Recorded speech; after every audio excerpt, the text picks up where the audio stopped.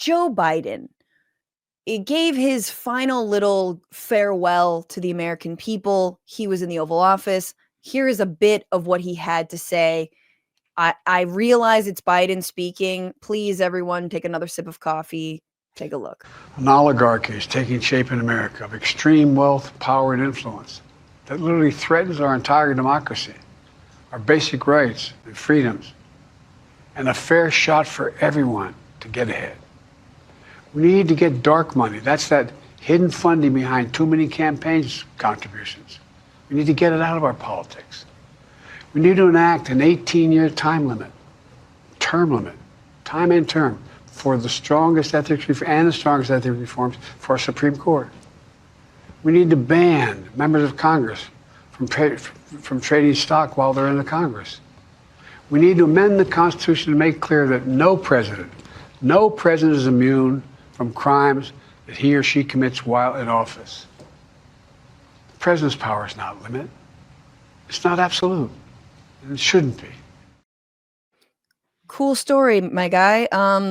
Would have been that'd be crazy if like you were the president and like could do any of that, like got dark money out of politics and like, worked to basically like weaken the executive branch so no one was above the law, and so there were more checks and balances, and ban stock trading. John, had we heard any of this from Biden? So some of it late, like he was calling for a ban on the stock trading last fall. I think he was doing some of that. He did put out SCOTUS reform last summer. He did. That's true. He did. A variety of these things he did do, and won't expand the Supreme Court, but no. But the term limits, that is a good solution to a lot of our problems. I think it's largely what I've been advocating for a long time.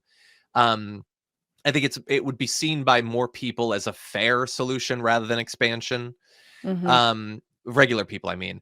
And he advocated for a good amount of that, the democracy stuff, the accountability stuff. I think that's consistent with how he campaigned last time or whatever. It's just that it certainly didn't feel like a focus early on. And he was never willing to, he was never willing to be like, Nancy Pelosi is an obstacle to getting rid of the stock trading. Yes. You need to pressure Nancy Pelosi because she is standing in my way to accomplishing it. It's always like, here's an aspirational thing. I'll let you maybe find the connections. No, you need to be a leader. Donald Trump would never just be like, hey, I kind of like this thing. I guess we'll see what happens. Same thing with John. I was going to say, like, I couldn't remember if it was Joe Manchin or John Fetterman, because at this point they are now, John Fetterman has become Joe Manchin.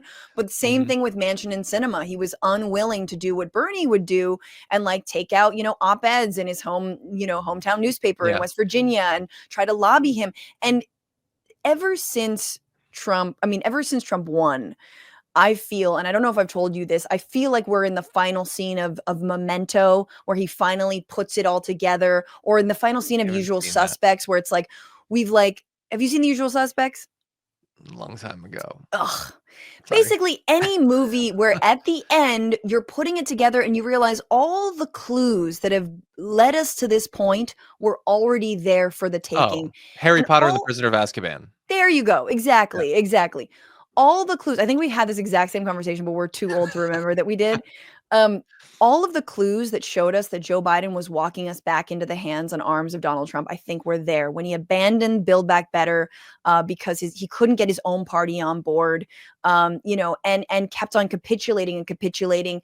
And I do think that Biden is like maybe the last president of a neoliberal Democratic Party, meaning a Democratic Party that believes in, hyper-capitalistic, and again, he wasn't hyper-capitalistic. He did a lot of things, whether it was the FTC or the NLRB, but the last president that said, okay, the status quo can hold and reforms will work, and we don't need to turbocharge any real change here.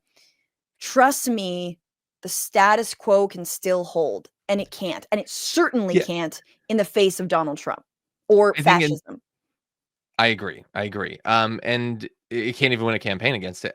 In terms of like a postmortem of him, it's like the nicest thing I can say about him is simultaneously a massive indictment of the Democratic Party over the last entire life of mine, is that he was the most progressive president we've had. And that's so sad. He was. And maybe did do the most. I mean, And that was the most? Yeah.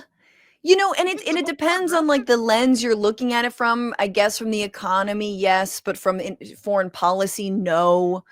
But yeah, there was some good ideas, man. And finally, he is and was, Jack, way too old.